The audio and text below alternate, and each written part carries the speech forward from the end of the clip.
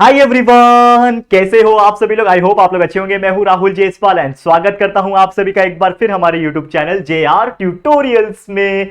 तो दोस्तों उम्मीद करता हूं आप लोग अच्छे होंगे और आप लोग की जो स्टडीज है वो भी बहुत ज्यादा बेहतरीन तरीके से चल रही होगी। तो दोस्तों एक और सबसे इंपॉर्टेंट चीज मैं बताना चाहूंगा। देखो आप लोग के एग्जाम्स काफी नजदीक आ चुके हैं और कुछ 9th स्टैंडर्ड के स्टूडेंट्स के एग्जाम्स चालू भी हो गए होंगे। लेकिन मेरी तरफ से एक हिंट मैं आपको देना चाहता हूं कि समझ लो आप जो भी स्टैंडर्ड के बच्चे हो ना, तो यार आप लोग के लिए ना पूरा सिलेबस कंप्लीट है। कल मैंने कुछ कमेंट्स देखे बच्चों के थे कि सर ये वाला चैप्टर हमको पढ़ा दो, ये वाला चैप्टर हमें एग्जाम में आने वाले। तो यार देखो हर चैप्टर हर सब्जेक्ट को ऑलरेडी मैंने बना के रख दिया है। मतलब जो normal lecture by lecture videos जो होते हैं ना, पूरा प्रॉपर तरीके से लेक्चर्स अवेलेबल है।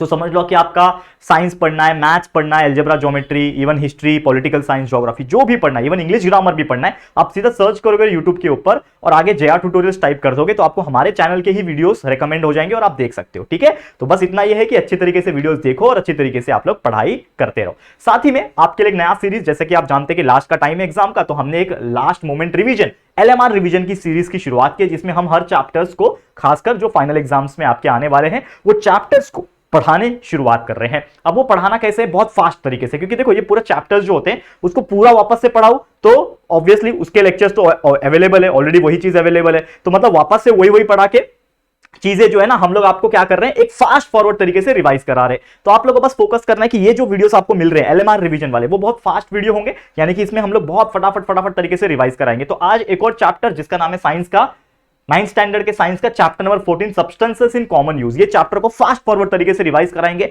मुश्किल से 15-20 मिनट के अंदर अंदर ये पूरे चैप्टर को हम लोग बता देंगे कि ये चैप्टर में क्या क्या है और क्या क्या आपको पढ़ना है, और रिवीजन पॉइंट ऑफ व्यू चीजें समझा देंगे। लेकिन अगर आपको इस चैप्टर को डिटेल में पढ़ना है तो प्लीज इस चैप्टर का नाम डाल के सर्च करो यूट्यूब पे, 9th science chapter number 14 substance in common use by JR tutorial search करोगे तो आपको हमारे लेक्चर बाय लेक्चर वीडियोस मिलेंगे, और उसको जब देखोगे तो पूरा डीप में कंसेप्चुअल नॉलेज आपको मिलेगा। लेकिन आप ऊपर ऊपर से पढ़ना चाहते हो, फास्ट तरीके से पढ़ना चाहते हो, तो ये LMR रिवीजन आप लोग को बहुत ज्यादा हेल्प करेगा। ठीक है, तो क्या आप लोग तैयार हो आज के वीडियो के लिए? चलिए बने रहे हमारे साथ, वीडियो को एंड तक देखते रहना, और वीडियो पसंद आएगा तो लाइक जरूर से करना और शेयर करना अपने दोस्तों के साथ।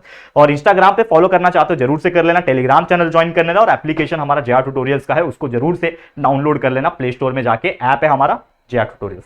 Keep watching hard, keep learning hard. चलिए शुरुआत करेंगे। सबसे पहले क्या हम लोग बात करेंगे, इंपॉर्टेंट सॉल्व्स इन डेली यूज। जैसे कि आप एक चीज जानते होंगे कि हमारा जो दिनचर्या होता है, हमारा जो डेली डेली लाइफ होता है, उसमें हम लोग कई सारी चीजें खाते हैं, कई सारी चीज का इस्तेमाल करते हैं। जैसे एग्जांपल के तौर पे बात किया जाए कि हमारे लाइफ में जब हम लोग कोई भी चीजें करते हैं, चाहे हो गया खाना, हो गया पीना, हो गया कोई चीज का यूज करना, हो गया किसी का इस्तेमाल करना, हो गया किसी का चीजों का बोलते हैं ना हम लोग बेनिफिट लेना, हो गया, ये सभी चीज कहीं ना कहीं हमें कुछ ना कुछ चीजों के ऊपर डिपेंडेंट होनी पड़ती है। जैसे अगर मुझे कुछ खाना है तो मुझे लाइक भाजी खरीद के लाना पड़ेगा, सब्जी खरीद के लाना पड़ेगा, दाल खरीद के, चावल खरीद के उसको पका के खाना पड़ेगा, करेक्ट है। कपड़े धोना है तो मुझे साबुन लगेगा, बाकी चीजें लगेगी, ठीक है। पानी पीना है, पानी लगेगा। तो यार हर चीज में कहीं ना कहीं मुझे एक सब्सटेंसेस चाहिए। तो ऐसे कई सारे सब्सटेंसेस होते हैं और उसमें भी कई सारे सॉल्ट्स होते हैं। क्या याद रखना आपको, बहुत सारे सॉल्ट्स होते हैं जो हमारे डेली यूज में आते हैं। तो कौन कौन से सॉल्ट होते हैं जो हमारे डेली लाइफ में यूज होते हैं? सबसे पहला सॉल्ट है उसमें NaCl। NaCl का मतलब क्या होता है? NaCl का मतलब होता है सोडियम क्लोराइड, जो हमारा नॉर्मल सॉल्ट होता है, जो हमारे घर में हम नमक डालते हैं, सब्जी में डालते हैं, समोसे में डालते हैं, बाकी चीजें जहां पे भी आप नमक खाते हो, तो वो जो सॉल्ट होता है वो आपका NaCl होता है। Na मतलब सोडियम, Cl मतलब क्लोराइड, तो NaCl मतलब sodium chloride. It is a common salt. ये हमारा कॉमन सॉल्ट है जो हमारे टेबल के ऊपर होता है, जो हम लोग कहीं पे भी इस्तेमाल करते हैं, चाहे हम लोग को सब्जी में डालना हो, चाहे हम लोग को पकोड़े में डालना हो, चाहे आप बाहर वड़ा पाव खाओ, समोसा खाओ, हर चीज में जो नमक का स्वाद आता है वो यही नमक होता है। कौन सा? सोडियम क्लोराइड होता है। ये सब चीजें आपको ध्यान में रखनी है, ठीक है। और सोडियम क्लोराइड जो होता है इसका इस्तेमाल ज्यादातर किया जाता है, और इसका पीएच वैल्यू जो होता है ना वो 7 होता है। मतलब ये इन शॉर्ट क्या होता है? न्यूट्रल होता है। ये क्या होता है? न्यूट्रल होता है। ये सब चीजें आपको ध्यान रखना है। तो कभी कभी एग्जाम में ना इसके बारे में पूछता है कि what are the properties of NaCl, what is the uses of NaCl। तो आप इसको अच्छी तरीके से जो हमने लेक्चर में वीडियोस में पढ़ाए हुए, या फिर आप टेक्स्ट बुक जब फॉलो करोगे तो प्रॉपर तरीके से इसको पढ़ लेना। इसमें कई सारी चीजें पूछी जाती है। तो क्या होता है NaCl? सोडियम क्लोराइड एक कलरलेस क्या है? क्रिस्टलाइन सॉलिड है। क्रिस्टलाइन मतलब पार्टिकल्स होते हैं ना, उसमें देखा है कि नहीं, नमक, नमक कभी छू के देखा है? क्रिस्टलाइन और कलरलेस होता है। मतलब आपको दिखने में व्हाइट दिखता है लेकिन एक्चुअल में ये कलरलेस होता है, मतलब इसका कोई कलर नहीं होता। तो कलरलेस क्या है? एक व्हाइट कलर का क्रिस्टलाइन आयोनिक कंपाउंड है। क्या है? एक आयोनिक कंपाउंड है। क्यों नाम इसका आयोनिक कंपाउंड रखा हुआ है? क्योंकि ये किससे बना हुआ है? सोडियम और क्लोरीन से मिलन से बना हुआ है। तो सोडियम और क्लोरीन क्या है? ये एक्चुअली के आयन है, Na+Cl-। तो सोडियम और क्लोरीन आयन है, दैट्स व्हाई वो जब आयंस एक दूसरे को कंबाइन हुए तो क्या बना, एक कंपाउंड बना, और इसीलिए उसका नाम है आयोनिक कंपाउंड। तो ऐसे कई सारे उसके प्रॉपर्टीज है, आप लोग उसको लर्न कर लेना, उसके यूजेस कहां कहां इस्तेमाल होते हैं वो आप लर्न कर सकते हो। ये सब चीजें आपको ध्यान में रखनी, ठीक है। मैं थोड़ा फास्ट कराऊंगा क्योंकि देखो मैं पूरा प्रॉपर तरीके से वापस पढ़ाने लगा तो वही मतलब हो जाएगा, क्योंकि ऑलरेडी मैंने वीडियो बनाया हुआ है, पूरा डिटेल में डीप वीडियो ऑलरेडी मैंने बनाया हुआ है। तो ये सब चीजें मैं आपको क्यों बता रहा हूं फास्ट तरीके से, ताकि आप लोग को एटलीस्ट कुछ कुछ आइडिया लग जाए, क्योंकि ऐसे कई सारे आप में से बच्चे होंगे जिनको बिल्कुल आइडिया नहीं होगा इस चैप्टर में है क्या। तो ये जो एलएमआर रिवीजन है, फास्ट फॉरवर्ड रिवीजन जो है, ये आपको हेल्प करता है चीजों को मेमोराइज करने में, और अगर आपको ये सब चीज का बिल्कुल आइडिया नहीं था तो आपको एक आइडिया लग जाएगा। इसके लिए हम लोग ये एलएमआर रिवीजन करा रहे हैं, तो हम लोग भी तो रेस्ट कर सकते हैं, बराबर है, छुट्टी हो गया, लेकिन फिर भी आप लोग के लिए वीडियोस रिकॉर्ड कर रहे हैं। क्यों? कि हमारा यही मकसद है कि आप लोग को और चीजें बेहतर नॉलेज दिया जाए, ठीक है, समझ में आ गया। अब देखो हमारा अगला जो सॉल्ट है वो क्या है, सोडियम बाइकार्बोनेट। सोडियम बाइकार्बोनेट क्या होता है, इसका एक केमिकल फॉर्मूला भी होता है दोस्तों। सोडियम बाइकार्बोनेट की अगर मैं बात करूं तो बहुत ज्यादा इसका सिंपल नाम याद रख लेना आप, फॉर्मूला NaHCO3, जिसको हम लोग बोलते हैं सोडियम Na और H मतलब बाय कार्बोनेट। तो सोडियम बाय कार्बोनेट, जिसको प्यार से कॉमन नेम में बोला जाता है दोस्तों बेकिंग सोडा। आप अपने घर में मम्मी से जाके पूछना कि आपके घर में पकोड़े बनते हैं क्या, कभी वड़ा पाव का वड़ा बनता है क्या, या फिर कुछ भी ऐसे बेसन वाले चीजें बनती है क्या, ठीक है। तो एक्चुअल में क्या किया जाता है, तो एक बेकिंग सोडा यानी कि सोडियम बाइकार्बोनेट नाम का एक केमिकल होता है। केमिकल मतलब खाने वाला केमिकल, ठीक है। जो दुनिया में देखा जाए तो सब केमिकल ही, तो फ्रूट खा रहे, फ्रूट के अंदर भी केमिकल है, लेकिन हमारे लिए वो अच्छा है, ठीक है। तो सब दुनिया में हर चीज केमिस्ट्री है, हर चीज केमिकल से, ठीक है। तो यहां पे ये एक ऐसा प्रोडक्ट है, एक ऐसा सब्सटेंस है जो एकदम नमक से भी एकदम बारीक पाउडर जैसा होता है, व्हाइट कलर का ट्रांसपेरेंट होता है। उसको खाने में डाला जाता है ताकि उसके अंदर फ्लफीनेस आ सके। आपने देखा होगा पकोड़े वड़े इतने बड़े बड़े फूल के कैसे बनते हैं, क्योंकि उसमें सोडियम बाइकार्बोनेट यानी बेकिंग सोडा डाला जाता है। तो इसके कई सारे इस्तेमाल है, बहुत सारे पाव बनाने वाले, ब्रेड बनाने वाले लोग इसको इस्तेमाल करते हैं, और ऐसे कई सारी चीजें आप लोग को देखने मिल जाएंगी। तो इसका जो भी प्रॉपर्टीज रहेगा, जो भी इसका यूजेस रहेगा, वो आप लोग लर्न कर लेना, ठीक है। और थोड़ा फास्ट जाऊंगा मैं, तीसरे टॉपिक पे जाऊंगा जो कि हमारा ब्लीचिंग पाउडर। तो ब्लीचिंग पाउडर क्या होता है, इसका एक केमिकल फॉर्मूला होता है, ये आप लोग को नाम याद रख लेना है, that is CaOCl2, calcium oxychloride, ठीक है। तो ये होता है ब्लीचिंग पाउडर। अब आपने ब्लीचिंग पाउडर का कई सारी जगह नाम सुना होगा। ब्लीचिंग पाउडर नॉर्मल तौर पे प्यूरिफिकेशन के लिए भी काम आता है, जैसे कि आपने देखा होगा कि आपके घर में या फिर आपके गली मोहल्ले में जो पानी का सप्लाई आता है, जो सप्लाई पानी होता है ना, म्युनिसिपालिटी का पानी या फिर MIDC का पानी जिसको हम लोग बोलते हैं, तो जब सप्लाई का पानी आता है तो सप्लाई के पानी में आपने देखा होगा कि हल्का हल्का ना कलर आपको देखने मिलेगा। मतलब एक पानी का कलर कैसा होता है, ट्रांसपेरेंट होता है, लेकिन जब वो पानी आता है तो आपको एक हल्का येलोइश कलर हो गया या फिर थोड़ा सा ना अलग कलर देखने मिलता है। तो वो ब्लीचिंग पाउडर की वजह से होता है। क्यों? क्योंकि जो पानी जब डैम से आता है सप्लाई होके, तो पानी में उसको क्लीन करने के लिए, क्योंकि पानी में क्या हो सकते हैं, कुछ पैथोजेंस हो सकते हैं, कुछ बैक्टीरिया हो सकते हैं, कुछ इंप्यूरिटीज हो सकती है, कुछ गंदगी हो सकती है। तो ब्लीचिंग पाउडर उसमें डाला जाता है ताकि उस इंप्यूरिटीज को हटाया जा सके, और जिसके वजह से क्या होता है कि पानी का थोड़ा सा स्वाद भी चेंज हो जाता है। इसके लिए आप जब कभी भी एक फिल्टर का पानी पियो, फिल्टर आपके घर में RO होता है, तो RO का पानी पियो, और आप जो डायरेक्ट म्युनिसिपालिटी का जो पानी सप्लाई आता है उसका पानी, दोनों को कंपेयर करोगे तो ये ज्यादा क्लियर दिखेगा, और जो म्युनिसिपालिटी वाला पानी है उसमें थोड़ा कलर दिखेगा, और इसका स्वाद एकदम न्यूट्रल रहेगा कि आपको पता ही नहीं चलेगा स्वाद क्या है, लेकिन उसका एक स्वाद आएगा। तो वो सब ब्लीचिंग पाउडर की वजह से होता है। इसका कई सारे और जगह इस्तेमाल होता है ब्लीचिंग पाउडर का। तो ये सब चीजें आप लोग को यूजेस और उसके प्रॉपर्टीज एग्जाम में आ सकते हैं, तो जरूर से लर्न कर लेना। हम बात करेंगे एक और जो सॉल्ट है जिसका हम लोग डेली टू डेली लाइफ में यूज करते हैं, जिसका नाम क्या है दोस्तों, वॉशिंग सोडा। अब ये वॉशिंग सोडा का फॉर्मूला क्या है, ये आपको नाम याद रख लेना है, that is sodium carbonate Na2CO3, और साथ में होता है पानी H2O। तो दिस इज द फॉर्मूला।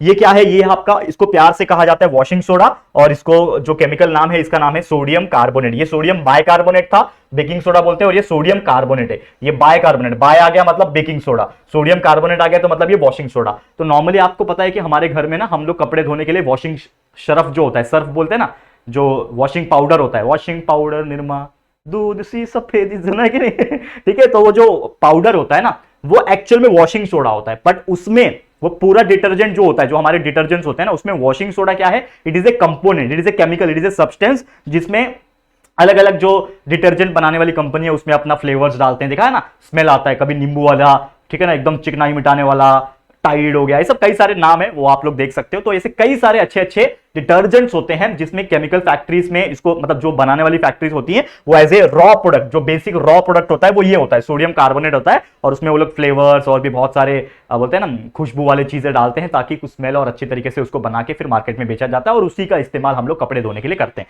तो इसका प्रॉपर्टीज क्या है, इसका यूजेस क्या है, जरूर से लर्न कर लेना। ये हो गया हमारे सॉल्ट्स, ठीक है। थोड़ा फास्ट फॉरवर्ड तरीके से ये सभी चीज मैंने करा दिया है। उम्मीद कर रहा हूं कि आप लोग को ये चीज समझ में आ गया होगा कि कौन कौन से इंपॉर्टेंट सॉल्ट्स होते हैं हमारे डे टू डे लाइफ में, ठीक है। नेक्स्ट आया हमारा सम क्रिस्टलाइन सॉल्ट। क्रिस्टलाइन सॉल्ट मतलब क्रिस्टल वाले सॉल्ट होते हैं।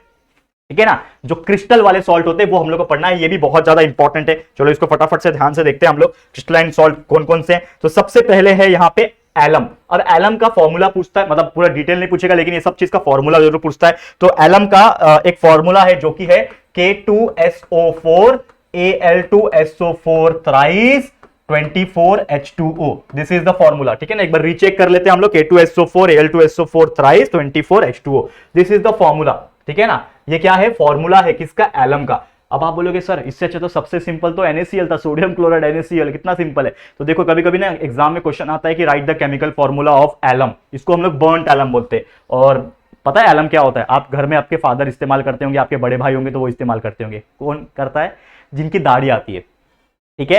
आपको पता है दाढ़ी हम लोग जब आती है तो हम लोग क्लीन शेव करते हैं। अब देखो मैं तो क्लीन शेव बहुत रेयरली करता हूं, मेरे को दाढ़ी आके कम से कम 7-8 साल हो गया, ठीक है। 7-8 साल मतलब मेरी एज 27 होने आई है, मतलब 19-20 साल के 21 साल के आसपास मेरे को दाढ़ी आने लगी थी, मतलब 18-19 साल के आसपास, 12th के आसपास से मेरे को आ गई। तो हम लोग क्या करते थे, पहले क्लीन शेव करते थे, लेकिन जब से प्रॉपर रखने लगा तो एक फैशन बन गया, तो मैं नहीं कट करता, पूरा क्लीन नहीं करता। लेकिन बहुत सारे ऐसे ऑफिस जाने वाले आपके फादर होंगे, भाई बहन होंगे, मतलब सॉरी बहन तो नहीं होंगे माफ कर देना, बहन तो नहीं होगी ना, बहन लोग को दाढ़ी थोड़ी आती है, बॉयज को आती है। तो आपके फादर हो गए, ब्रदर हो गए, चाचा हो गए, और भी जो बड़े एल्डर्स होते होंगे, मैन, जो जिनकी बियर्ड आती है, वो लोग क्या करते हैं, क्लीन शेव करते हैं। जब क्लीन शेव करते हैं तो वो लोग उसके बाद आपने देखा होगा कि एक फिटकरी लगाते हैं, व्हाइट कलर का ट्रांसपेरेंट एक क्रिस्टल होता है, उसको बोलते हैं मराठी म्हणतात तुरटी, मराठी काय म्हणतात, तुरटी म्हणतात। तो आप पूछो अपने फादर और अपने बड़े भाई लोग, टूटी क्या होता है, या फिर उसको फिटकरी बोलते हैं, हिंदी में फिटकरी बोलते हैं, या फिर उसको एलम बोलते हैं। तो आपने नाई की दुकान में भी जो लोग जाते हैं तो क्लीन शेव करने के बाद वो इतना बड़ा सा टुकड़ा लेते हैं व्हाइट कलर का और पानी में डुबाते हैं और उसको यहाँ पे चेहरे पे ऐसा पूरा लगाते हैं। उससे क्या होता है कि वो एक ऐसा चीज है, क्योंकि उसके अंदर K2 है, K2 मतलब पोटेशियम है, और potassium is very good for skin. और स्किन में समझ लो कि शेव करते टाइम कुछ कट लग गया, कुछ ऐसा हो गया, तो वो एक एंटीसेप्टिक का भी काम करता है। तो ये बहुत अच्छी चीजें होती है, इसके लिए लगाया जाता है। तो इसका इस्तेमाल क्या होगा, ये सब चीज आप कर सकते हो। वैसे बोरैक्स होता है, ठीक है, तो बोरैक्स का फॉर्मूला भी याद रखो, Na2 सोडियम B4O7।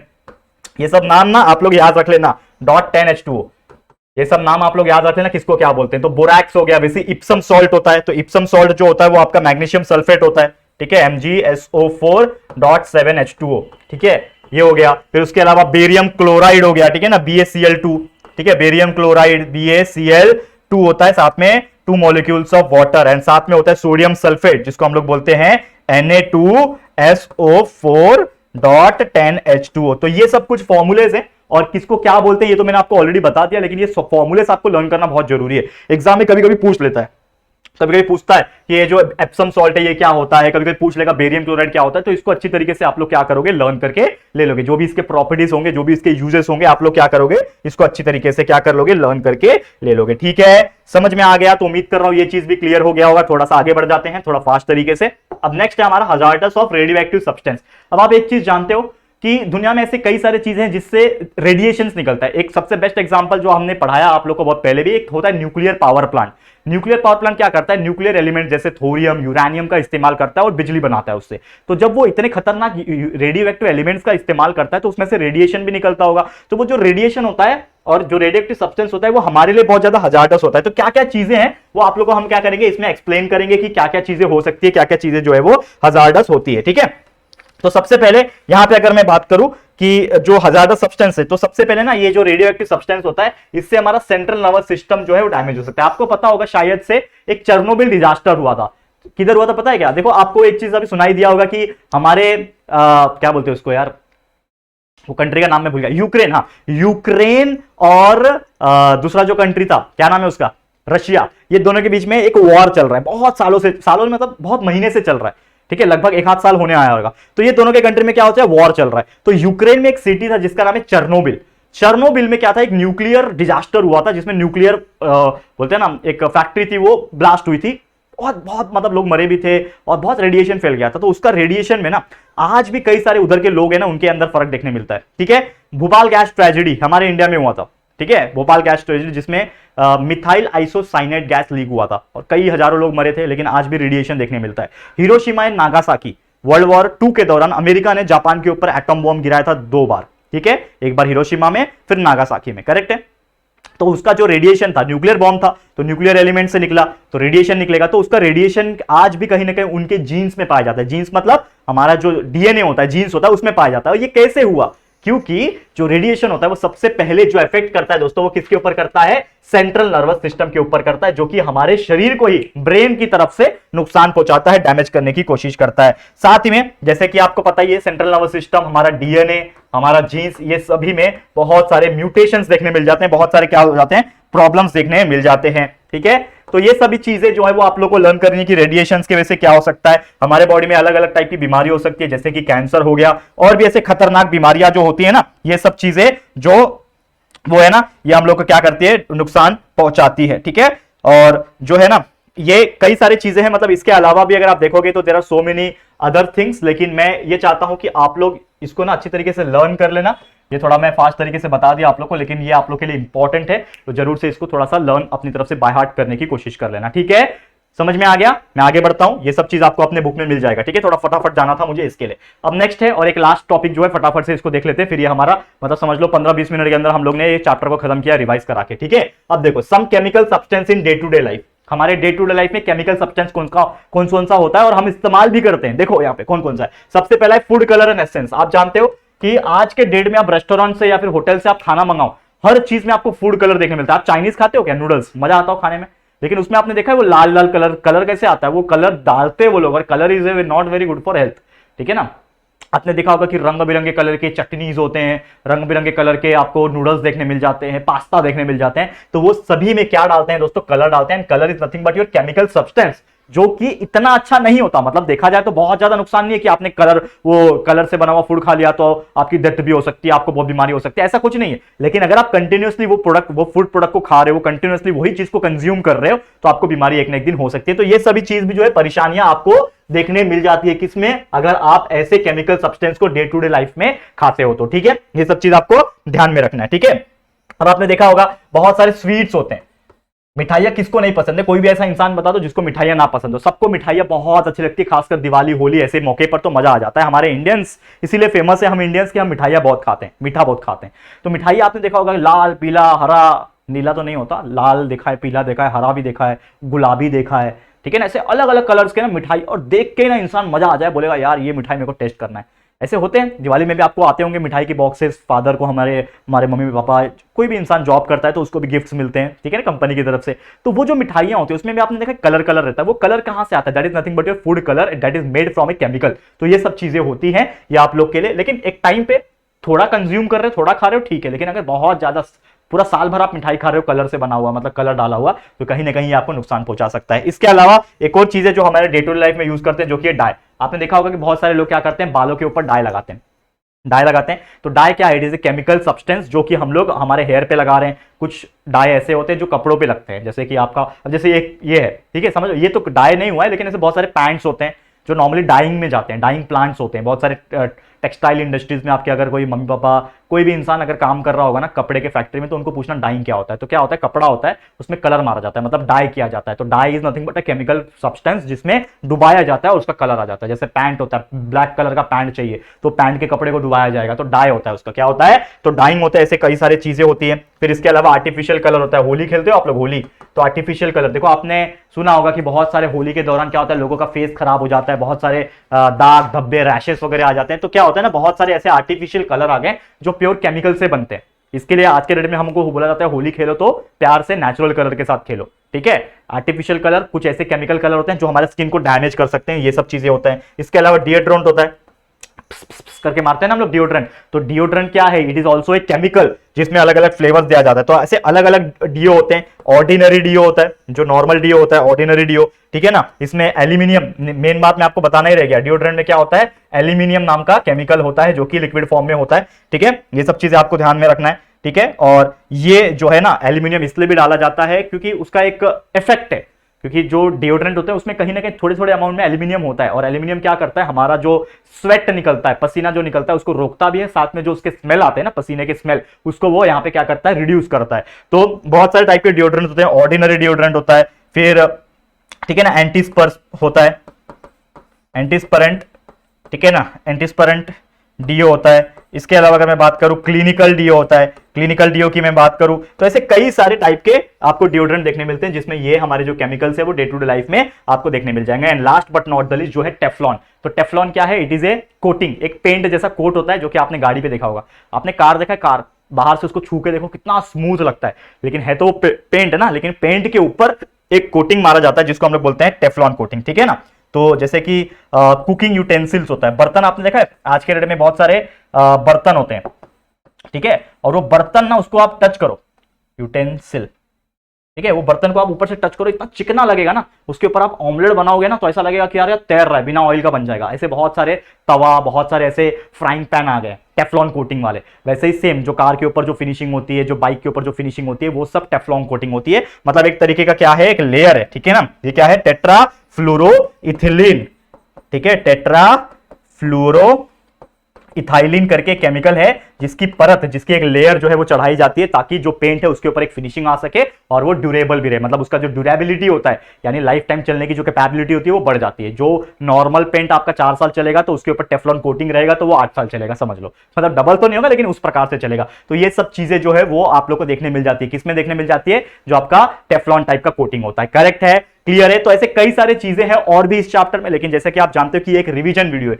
ये पूरा पढ़ाने वाला वीडियो नहीं है। इसके लिए मैंने कई सारे टॉपिक्स में ज्यादा डीप में नहीं घुसा, मैं ऊपर ऊपर से इसको पढ़ा दिया सो दैट आप लोग को एक अंदाजा मिल जाए कि ये चैप्टर किस बारे में है और क्या क्या चीजें हैं। तो फटाफट तरीके से मैंने इसको रिवाइज कराने की आपके लिए कोशिश कर दी है, ठीक है। समझ में आ गया दोस्तों? तो बस मेरा मकसद सिर्फ इतना ही था कि आप लोग को इस चैप्टर के बारे में ऊपर ऊपर से रूबरू करा दूं, ताकि आप लोग इसके चैप्टर के लेक्चर वीडियो जब देखोगे तो आपको पूरा ध्यान में रहेगा कि आपको क्या पढ़ना है क्या नहीं पढ़ना है, प्लस आप लोग का रिवीजन आप लोग पढ़ाई करके अच्छी तरीके से कर सकोगे, ठीक है। चलेगा, समझ में आ गया? तो मैं क्या करता हूं, फिर इसी के साथ ही ये वीडियो को एंड करता हूं। उम्मीद करता हूं कि ये चैप्टर आपको पढ़ के काफी ज्यादा मजा आया होगा। तो ये वीडियो, ये चैप्टर आपको कैसा लगा प्लीज हमें कमेंट करके जरूर से बताना। वीडियो पसंद आया तो लाइक कर देना, अपने दोस्तों के साथ जितना हो सके शेयर कर देना, और अगर पहली बार आए हो हमारे चैनल पे तो फटाफट से हमारे चैनल को सब्सक्राइब भी कर देना, ठीक है दोस्तों। तो जल्दी मिलेंगे हमारे एक और न्यू वीडियो में, तब तक के लिए thank you and good bye.